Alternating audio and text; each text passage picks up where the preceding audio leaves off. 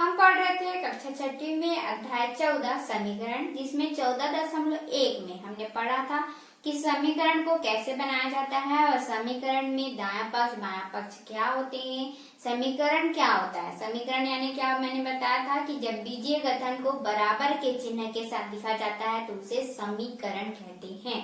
ये मैंने आपको बताया था। उसमें आपका पहला क्वेश्चन ये दिया भी था कि समीकरण को पहचाने। तो समीकरण को पहचानने का शर्त केवल एक ही है कि उसमें बराबर का निशान होना चाहिए। ठीक है, बीजीय कथन जो भी आपका दिया रहेगा उसमें यदि बराबर का चिन्ह है तो ही समीकरण है, अदरवाइज वह समीकरण नहीं है। ठीक है, उसके बाद सेकंड क्वेश्चन आपने पढ़ा था कि इसमें दायां पक्ष बायां पक्ष बताइए।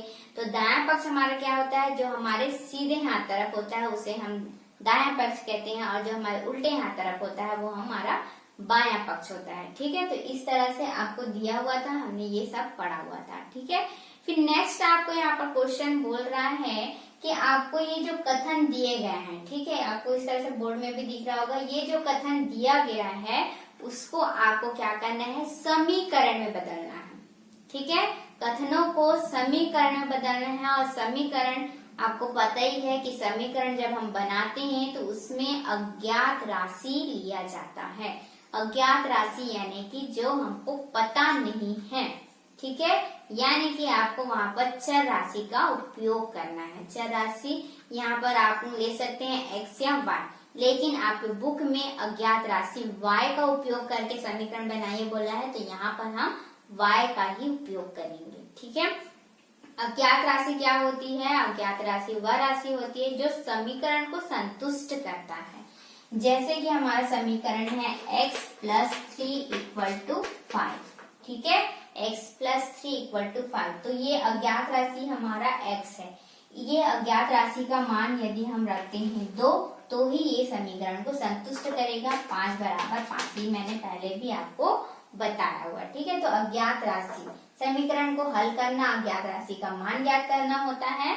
अज्ञात राशि क्या होती है, जो समीकरण को संतुष्ट करती है। ठीक है, तो यहाँ पर हमारा अज्ञात राशि है, यानी कि मतलब होता है चर राशि का हम उपयोग करेंगे। चर राशि हमको दिया है y। ठीक है, तो यहाँ पर हमारा जो पहला क्वेश्चन बोल रहा है, किसी संख्या के 2 गुने में से 3 कम करने पर 17 आता है। तो आपको कोई भी दिमाग नहीं लगाना है। ठीक है, थोड़ा सुनने में अजीब लगेगा लेकिन आपको यही करना है। यहाँ पर कोई आपको दिमाग नहीं लगाना है कि हमें यहाँ पर क्या करना है, सिर्फ आपको शब्दों को पढ़ना है और लिखते जाना है। ये आपका, आप क्लास 6 में पढ़ रहे हैं, आप यहाँ पर आगे इसके पढ़ते जाएंगे तो क्लास 7th में भी है और क्लास 8th में भी है। ठीक है, तो यहाँ पर जैसे मैं यहाँ समझा रही हूँ सेम आप यदि ये सीख जाते हैं तो आपका 7th और 8th में ये आपको बहुत ही इजी लगेगा। ठीक है, तो इसलिए ध्यान से देखेंगे जो भी मैं बता रही हूँ। ठीक है, यहाँ पर शब्दों को हेर फेर बिल्कुल नहीं करेंगे हम। यहाँ पर जैसे जैसे बोल रहे हैं हम बिल्कुल वैसे वैसे लिखेंगे। ठीक, तो यहाँ पर बोल रहा है हमारा किसी संख्या। ठीक है, क्या बोल रहा है, किसी संख्या। तो किसी संख्या में कोई भी संख्या हो सकती है, 10 हो सकता है, 20 हो सकता है, 100 होता है, 99 हो सकता है, 98 हो सकता है, लेकिन हमको यहाँ पर दिया नहीं, यानी कि वो क्या हो गया हमारे लिए, अज्ञात हो गया। तो अज्ञात राशि हो गई, यानी कि आपको क्या लेना है, यहाँ पर y का उपयोग करना है। ठीक है, तो इस किसी संख्या की जगह मैंने लिख दिया y, इस तरह से। ठीक है, y मैंने लिया। क्या बोल रहा है, किसी संख्या के, क्या बोल रहा है, किसी संख्या के, किसी संख्या से देखते जाएंगे। ठीक है, किसी संख्या की जगह मैंने लिखा y के।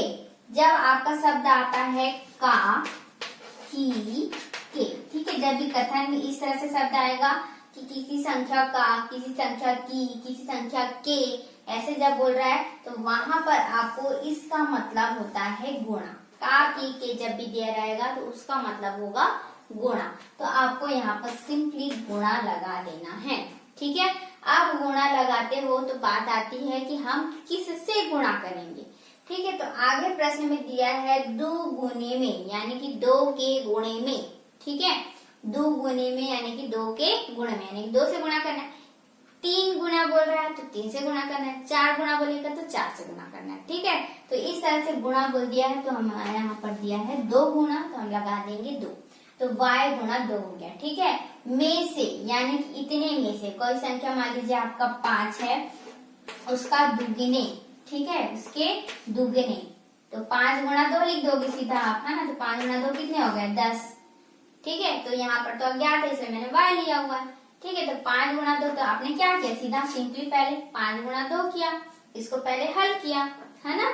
उसके बाद जो हमारा आंसर है उसमें आपको क्या बोल रहा है, 3 कम करना। अब कम कब होगा, जब आप उसको घटाओगे। ठीक है, कब कम होगा, यदि आपके पास 20 पेन है, उसमें से हो गया आपका 14 पेन। ठीक है, पहले 20 पेन था, अब हो गया 14 पेन, तो क्या हो गया, कम हो गया ना, पहले से क्या हो गया, कम हो गया। ठीक है, यानी कि वहां पर घट गए, पहले 20 था, अब हो गए 14, घट गया, कम हो गया। तो जब कम हो गया ऐसे बोल रहा है, तो वहां पर घटाने का निशान लगाना है। ठीक है, तो 10 में से आपका 3 यहाँ पर क्या हो गया, कम हो गया। ठीक है, यदि 3 कम करने पर, ये 3 मैंने मान ली कम कर दिया, तो कितना आ रहा है हमारा, 3 यहाँ पर कम कर दूंगी तो मेरा आ जा रहा है 7। ठीक है, पहले मैंने क्या किया, 5 कोई संख्या लिया, ठीक है, उसमें 2 का गुणा किया, 2 का गुणा करने पर जो मेरा संख्या आया वो कितना आया, 10। उसमें मैंने 3 को कम कर दिया, तब मेरा आंसर आया 7। यही किया, वही आपको अज्ञात राशि में भी लिखना है। पहले आपने किया 5 गुणा 2, तो यहाँ पर आ गया y गुणा 2, ब्रैकेट लगाना है। यदि यहाँ पर ब्रैकेट नहीं लगाओगे तो देखिए क्या होगा, इस तरह से मैं यहाँ पर लिख रही हूँ। ठीक है, y गुणा 2 हो गया, फिर दुगने में 3 आपको कम करना है, तो घटाने का निशान, फिर 17 आता है, तो देखिए हम क्या लिखते हैं, बराबर लिखते हैं ना। तो यहाँ पर भी हमको क्या लगाना होगा, बराबर 17। आप सिंपली समझ सकते हैं कि है यानी बराबर का निशान लगाना। ठीक है, होगी, होगा, ऐसे जब भी बोलेगा तो आप बराबर का निशान लगा दोगे। ठीक है, अब देखिए यहाँ पर क्या दिख रहा है, y गुणा 2 माइनस 3, 5 गुणा 2 माइनस 3, इस तरह से। तो आपने दो में से, इसको छोड़ दीजिए, 5 गुणा इस तरह से किया। ठीक है, तो क्या आपने 2 में से 3 घटाया, नहीं, 2 में से 3 हमने नहीं घटाया, हमने 5 और 2 को पहले गुणा किया है। ठीक है, उसके बाद 3 को घटाया, तो इसलिए यहाँ पर आपको ब्रैकेट लगाना बहुत जरूरी है कि पहले आपने ये काम किया, उसके बाद 3 घटाया, तब हमारा 17 आ रहा है। ठीक है, समझ में आ रहा है। तो शब्दों को सिर्फ लिखना है और छोटी छोटी बातों को ध्यान देना है। ठीक है, किसी संख्या यानी y हो गया, बाकी के यानी गुणा हो गया, कितना गुणा हुआ, 2 गुणा हुआ। ठीक है, इतना जब में से, इतना में से बोल दिया, यानी कि आपको इतना काम पहले करना है, उसके बाद 3 कम करने पर, तो 3 आप घटा दोगे तो कितना आ रहा है, 17, तो बराबर 17। ठीक है, आगे बढ़ते हैं। फिर सेकंड नंबर का क्वेश्चन बोल रहा है किसी संख्या, तो फिर से यहाँ पर किसी संख्या अज्ञात राशि है, y का आपको उपयोग करना है हल पर। ठीक है, फिर से यहाँ पर शब्द आ रहा है का यानी हो गया गुणा। ठीक है, छठा भाग, कितना बोल रहा है, छठा भाग। अब यहाँ पर मैंने कहा था गुणा, तो गुणा यानी जब दिया रहेगा तो गुणा करना, 2 गुना, 2 से गुणा, 3 गुना, तो 3 से गुणा, 4 गुना, तो 4 से गुणा। लेकिन यहाँ पर नहीं दिया है, यहाँ पर दिया छठा भाग, गुणा नहीं बोल रहा है, 6 गुणा नहीं बोल रहा है, छठा भाग बोल रहा है, यानी कि एक जो डिब्बा है उसका छठवा हिस्सा, छठवा भाग। ठीक है, तो यहाँ पर क्या हो गया, 1/6, एक जो था उसका छठवा हिस्सा, ये जो हमारा ना 1 2 3 4 5 6, मान लीजिए है ना, तो 1 2 3 4 5 6 7 8 9, तो ये जो हिस्सा है, ये हिस्से का वर्षमान बोल रहा है हमको। तो ये 1 पूरा था, उसमें छठवें मान हम ले रहे हैं, तो 1/6 लिखते हैं यहाँ पर। ठीक है, ना कि 6 गुणा लिखेंगे, तो छठवा भाग बोल रहा है, तो 1/6 हो गया। ठीक है, भाग कितना है, 7 है, तो है यानी मैंने आपको बताया बराबर। ठीक है, तो y गुणा 1/6 बराबर 7, इस तरह से आप लिखोगे। ठीक है, फिर क्वेश्चन नंबर 3 आपको क्या बोल रहा है, किसी संख्या, तो फिर से आप y लोगे। ठीक है, में एवं 5 का अंतर आ गया, जैसे कि आपका प्रश्न बोल रहा है कि 5 और 3 को घटाने से उसका मान कितना आ रहा है, 2 आ रहा है। ठीक है, 5 और 3 को घटा दी तो क्या है, 5 और 3, 5 और 3 को घटाई तो 2 आया। तो इसी तरह 5 एवं एवं यानी भी वही हुआ। ठीक है, 5 एवं 3 को यदि मैं घटा दूंगी तो 2 आएगा। तो वही, तो यहाँ पर हमें सेम वैसे ही करना है। ठीक है, किसी संख्या यानी y बोल दिया, एवं यानी इन दोनों किसी संख्या और 5 में, किसी संख्या और 5 का क्या यहाँ पर गुणा नहीं लगाना है। ठीक है, यहाँ पर पढ़ लीजिए आप क्या बोल रहे हैं, का अंतर। जब आपको शब्द आता है का गुने, गुने तब गुना करना है। ठीक है, यहाँ पर का अंतर तो आपको अंतर करना है यानी घटाना है। ठीक है, कितना है हमारा 8 है। तो y में यदि आप 5 घटा दोगे तो आपका अंतर कितना आ रहा है, 8 आ रहा है। ठीक है, उसके बाद किसी संख्या में, किसी संख्या यानी कि y में 7 का गुणा, सिंपली बोल दिया है कि y आपका है, उसमें आपको क्या करना है, 7 का गुणा करना है। ठीक है, गुणा करने पर आप क्या करोगे, 5 घटा दोगे, 5 घटाने से 9 बचता है। तो इतना पहले आप गुणा करोगे, y में 7 का पहले हम गुणा करेंगे, फिर 5 को घटा देंगे, घटाने से हमारा कितना बच रहा है, 9 बच रहा है। ठीक है, तो इस तरह से हमको क्या करना रहता है, जो अज्ञात राशि हमारा कथन में दिया रहता है उसको समीकरण में इस तरह से बदलेंगे। ठीक है, फिर से देख लेते हैं, किसी संख्या यानी आपको y का उपयोग करना है। आप जब विभाज्य प्रश्न हल करोगे तो x यहाँ पर लेते हैं। ठीक है, तो यहाँ पर x और y जो भी ले सकते हो, तो y यहाँ पर दिया तो y का ही उपयोग करना है। तो किसी संख्या यानी y हो गया, काकी के यानी गुणा, कितना गुने बोल रहा है, 2 गुने बोल रहा है, तो में से यानी क्या होगा, पूरा ब्रैकेट हम लगा देंगे। 3 कम करने पर तो 3 घटा दिए, कितना आ रहा है, 17 आ रहा है। ठीक है, तो बराबर 17 हो गया। फिर हमारा सेकंड बोल रहा है किसी संख्या का छठा भाग, तो किसी संख्या y उपयोग करेंगे, का यानी गुणा, कितना गुणा करना था, तो हमको यहाँ पे देखिए छठा भाग दिया है, इसलिए हम 1/6 यानी कि छठवा हिस्सा हम लेंगे। ठीक है, बराबर 7। भाग, बहुत सारे बच्चे भाग यानी भाग का निशान लगा देते हैं, वैसा हमको नहीं करना है। भाग यहाँ ऑलरेडी आपका लग गया है 1/6 यानी 1/6। ठीक है, तो और अलग से और हम भाग नहीं लगाएंगे। बराबर 7, किसी संख्या एवं 5 यानी किसी संख्या और या व दे दिया, यहाँ पर एवं की जगह और भी लिख सकता है, व भी लिख सकता है। ठीक है, किसी संख्या व 5 का अंतर 8 है। ठीक है, तो हमको सिंपली क्या करना है, उन दोनों को अंतर कर देना और फिर बराबर 8 लिख देना। क्वेश्चन नंबर 4 बोल रहा है किसी संख्या, तो यहाँ पर हो गया y में 7 का गुणा करने पर, तो 7 का गुणा हमने कर दिया। इतना करने के बाद आपको 5 घटाना था, तो 5 घटा दिए, उसके बाद 9 बच रहा है, तो बराबर 9 हो गया। ठीक, प्रश्न नंबर 4 आपको बोल रहा है कि जो समीकरण दिया है उसको कथन में बदलना है। अभी हम पढ़ रहे थे कि कथन हमको दिया था, उसको हम समीकरण के रूप में इस तरह से लिख रहे थे, अब हमको उल्टा करना है। ये जो समीकरण दिया हुआ है उसको आपको शब्दों में अब लिखना है। ठीक है, तो जैसे कि आपने पहले ही पढ़ा कि किसी संख्या का आप अज्ञात राशि लेते हो, तो वैसे यहाँ पर दिया हुआ है अज्ञात राशि x, तो उसकी जगह हम क्या लिख देंगे, सिंपली किसी संख्या लेंगे। ठीक है, तो देखिए पढ़ते हैं, मैं यहाँ पर पढ़ रही हूँ, जैसे यहाँ पर दिया हुआ है 15। ठीक है, क्या दिया हुआ है, 15। 15 में 6 घटाने पर 9 प्राप्त होता है या 9 आता है, यही लिखोगे। 15 में 6 घटाने पर 9 आता है। वैसे यहाँ पर 15 की जगह हमारा क्या है, अज्ञात राशि है, किसी संख्या लोगे, तो क्या लिखोगे, किसी संख्या में 6 घटाने पर 9 आता है। ठीक है, किसी संख्या में 6 घटाने पर 9 आता है। ठीक, दूसरा नंबर का क्वेश्चन देखेंगे, 7y - 14 = 0। अब आपको पता चल गया कि x y जो भी दे रहा है वो हमारा किसी संख्या लेना है, अज्ञात राशि लेना है।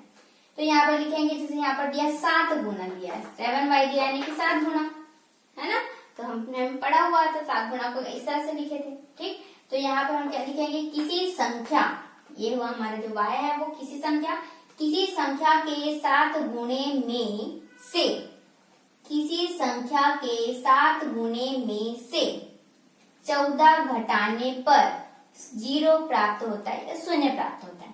किसी संख्या के 7 गुणे में से 14 घटाने पर 0 प्राप्त होता है, यही लिखोगे, तो 7 गुणा y 7y होता है। इस तरह से आया कि नहीं। ठीक है, तो किसी संख्या के 7 गुणे में से 14 घटाने पर 0 प्राप्त होता है। पहले गुणा करोगे तब तो घटाओगे, है ना, इसलिए में से 14 घटाने पर 0 प्राप्त होता है। ठीक है, शून्य प्राप्त होता है। क्वेश्चन नंबर 3 हमको क्या बोला है, 2x divide by 3 equal to 6। अब इसे कैसे लिखोगे, किसी संख्या, ठीक है, किसी संख्या के दुगुने का, किसी संख्या के दुगुने का तीसरा भाग, जैसे वहां पर क्या लिखा था, छठा भाग, तो बटे में 6 लिखे थे ना, वैसे यहाँ पर 3 दिया है तो तीसरा भाग लिख सकते हो। किसी संख्या के दुगुने का तीसरा भाग 6 है, ठीक है, किसी संख्या के दुगुने का तीसरा भाग 6 है। क्वेश्चन नंबर 4 हमको क्या बोला है, किसी में आप यहाँ पर लिख सकते हो, किसी संख्या का या किसी संख्या में 2 का भाग करने पर फिर 5 जोड़ने पर क्या आ रहा है, 10 प्राप्त हो रहा है। तो इसे क्या लिख सकते हो, किसी संख्या का दूसरा हिस्से में, किसी संख्या के दूसरे हिस्से में 5 जोड़ने पर 10 आता है, ठीक है, 10 प्राप्त होता है, इस तरह से लिख सकते हो। फिर क्वेश्चन नंबर 5 आपको क्या बोल रहा है, 38 माइनस 2x इक्वल टू 4। किसी संख्या देखिए पीछे की तरफ दिया, अभी तक पढ़ रहे थे सामने, यहाँ पर पीछे दिया, तो किसी संख्या को भी अब पीछे ही लिखना पड़ेगा, ठीक है। तो यहाँ पर शुरुआत करेंगे हम 38 से, 38 पहले दिया है तो 38 से ही शुरुआत करेंगे, क्योंकि हमको वैसे ही लिखना होता है, ठीक है, तो हम आगे पीछे नहीं लिख सकते, ठीक है। तो यहाँ पर लिखेंगे 38 में किसी संख्या के दुगुने को घटाने पर 4 आता है या 4 प्राप्त होता है, ठीक है।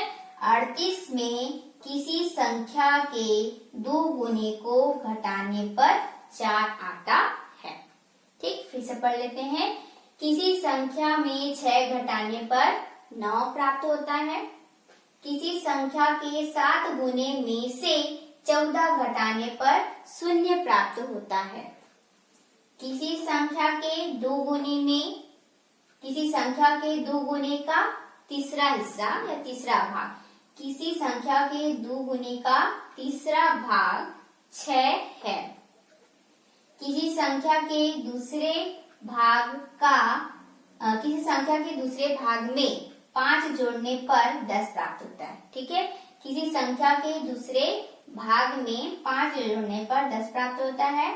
38 में से किसी संख्या के दुगुने को घटाने पर 4 प्राप्त होता है, 38 में से किसी संख्या के दुगुने को घटाने पर 4 प्राप्त होता है। इस तरह से हम क्या करेंगे, किसी कथन को समीकरण में बदल सकते हैं या फिर आपका जो समीकरण है उसे कथन में बदल सकते हैं, ठीक है। बहुत ही सिंपल तरीके से मैंने आपको बताया है कि आपको हेर फेर नहीं करना है, जैसे जैसे शब्द बोलते जा रहा है उसको अज्ञात राशि में बदलते जाइए, ठीक है। और आपका चर राशि और अचर राशि दोनों का ही उपयोग होगा यहाँ पर, और यदि समीकरण के फॉर्म में दिया है तो उसे भी आप कथन में लिख सकते हैं।